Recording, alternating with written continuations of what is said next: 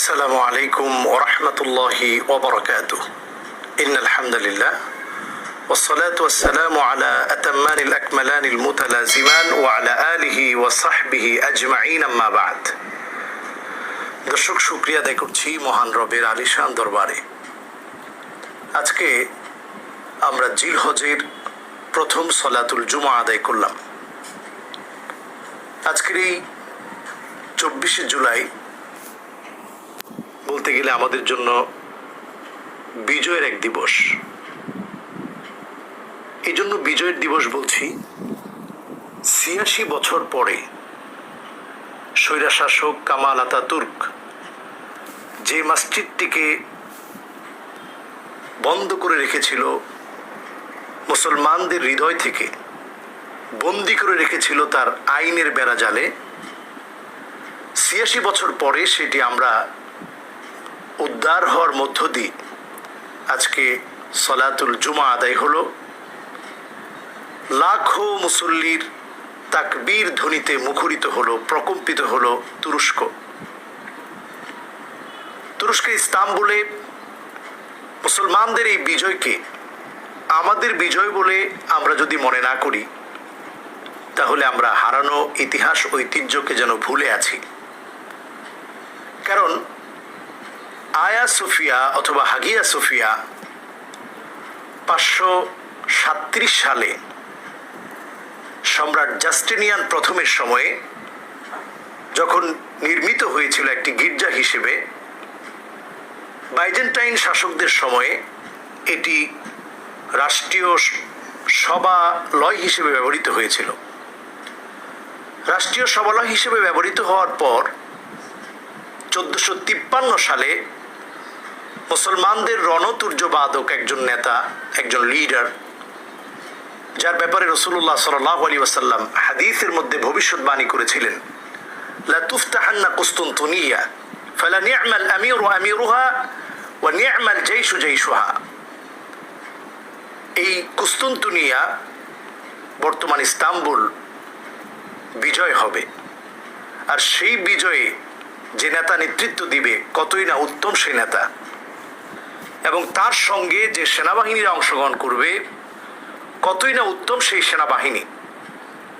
এখানে রাসূলুল্লাহ সাল্লাল্লাহু আলাইহি সাল্লাম যে ব্যক্তির ব্যাপারে প্রশংসা করেছেন তিনি ছিলেন সুলতান মোহাম্মদ ফাতেহ।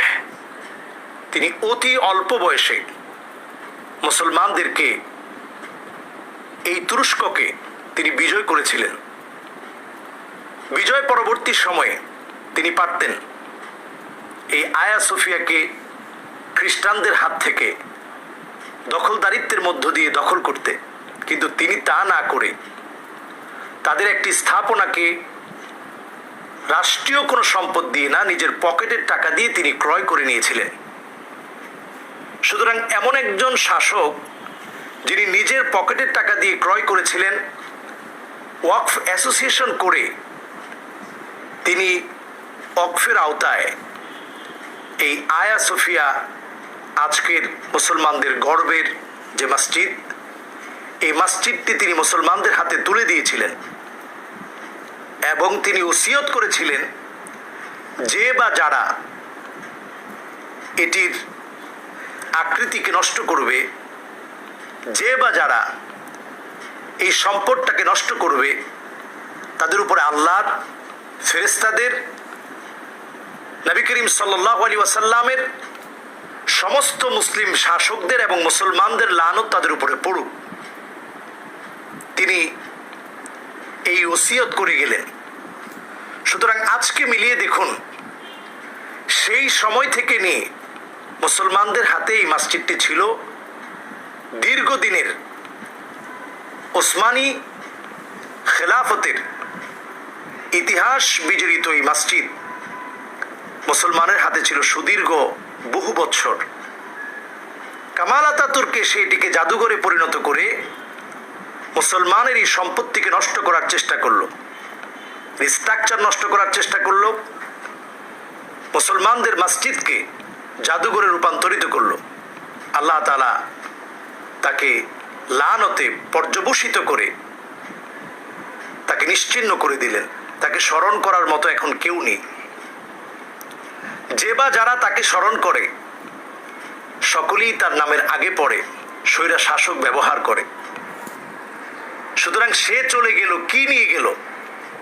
তারপর এই বর্তমান সময়ে ২৭,০০০ নথিপত্র ঘেটে এই ইতিহাস উদ্ধার করে আবার মুসলমানদের জন্য সর্বোচ্চ আদালতের মধ্য দিয়ে নিয়মতান্ত্রিকভাবে মুসলমানের হারানো আয়া সোফিয়া, হাগিয়া সোফিয়াকে উদ্ধার করে সেখানে আলহামদুলিল্লাহ আজান দেওয়া হয়, নামাজ শুরু হয়। তুরস্কের গভর্নর আলী তিনি গতকালকেই ঘোষণা দিয়েছেন এখানে সলাতুল জুমা আদায় হবে।